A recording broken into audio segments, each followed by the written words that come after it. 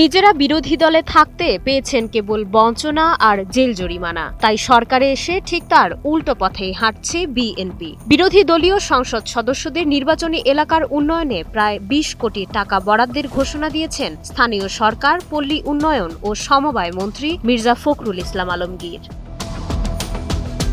২৯ June সোমবার জাতীয় সংসদের অধিবেশনে ৩০০ বিধিতে দেওয়া বিবৃতিতে তিনি জানান, সিটি কর্পোরেশন এলাকার বাইরে বিরোধী দলের আসনগুলোতে মসজিদ, গোরস্থান ও ঈদগাহ উন্নয়নের জন্য প্রধানমন্ত্রী তার ঐচ্ছিক তহবিল থেকে এই অর্থ মঞ্জুর করেছেন।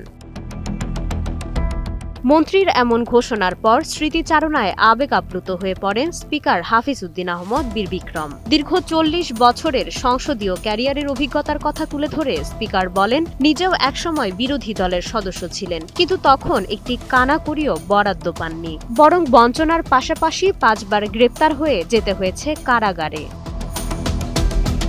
দীর্ঘদিনের সংসদীয় ইতিহাসে এমন বরাদ্দকে ইতিবাচক দৃষ্টান্ত হিসেবেই দেখা হচ্ছে। ক্ষমতার রাজনীতিতে বিরোধীদের প্রতি এমন উদারতা এবং সরকারি বরাদ্দের সুষম বণ্টন সংসদীয় গণতন্ত্রের সংস্কৃতিতে নতুন মাত্রা যোগ করবে বলে মনে করছেন সংশ্লিষ্টরা। মাইশা মালিহা, সময়ের আলো।